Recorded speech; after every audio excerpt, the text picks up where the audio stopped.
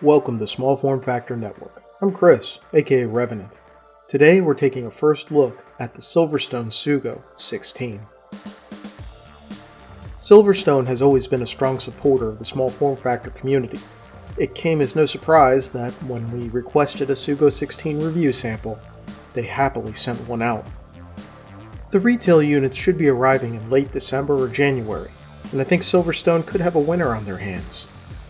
The Sugo 16 weighs in at 13 liters in volume, in a cube-style design. It uses an inverted layout with the GPU drawing air at the top of the case, and the CPU drawing air at the back of the case. Uniquely, the PSU exhausts from the front. You can have either an SFX or ATX PSU, though the latter will infringe on the CPU area quite a bit. Luckily, you can mount a 120mm AIO to the rear of the case, which will provide ample cooling. One aspect of the design that I'm grateful for is the open slot to be able to feed a GPU into the case from the front. It came in handy, both with the GPUs and for cable management. The case's exterior finish is a standard Silverstone affair with a nice matte black paint job over steel. While I personally love the heavier panels of ultra-premium cases, Silverstone case sides are reasonably thick and get the job done. For our first look at the Sugo 16, we did a live build for our Discord members. It included a Ryzen 5950X CPU, Asus X570 ITX motherboard, and an MSI Aero ITX 3060 Ti. We originally wanted to use a AMD reference model 6900 XT, as that's the most powerful video card you can put in a Sugo 16 right now. However, repeated attempts by us and our partners to reach out to AMD just to borrow one for the build were met with nothing but the sound of silence. Silverstone has assured me, though, that it does fit and works well with the case. For the CPU cooler, we used a Noctua U12A, but with only the rear fan. While the Sugo 16 can fit an even larger cooler by height, even the smaller SFX power supplies will interfere with them.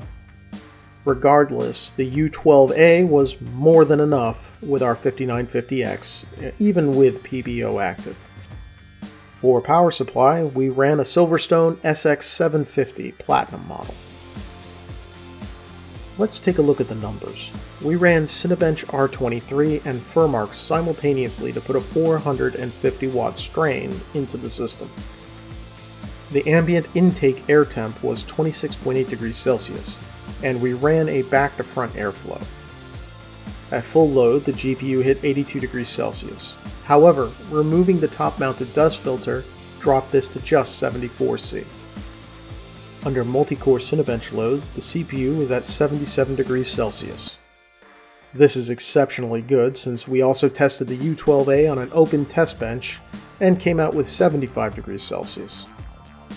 We mounted a 120mm Redux fan from Noctua to the front as an exhaust, and then used the PSU to also help with that.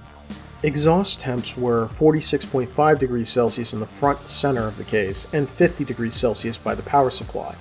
While it is a bit weird to have heat blowing out of the front of the case, I quickly got used to it and didn't notice. Cable routing will require some thought, but it's not bad. As always, custom cables are highly recommended. Based on these early numbers, it seems to me that the best build for the Sugo 16 will be a 120mm AIO, an ATX power supply drawing cold air from the side, and custom cables. I'll be testing a similar setup when we do the full review, as well as experimenting with various airflow options. With that, we wrap up our first look at the Sugo 16.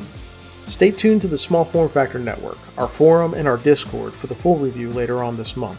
As always, if you like the video, give us a thumbs up, and we always welcome people in the official Small Form Factor forum. Links are in the description.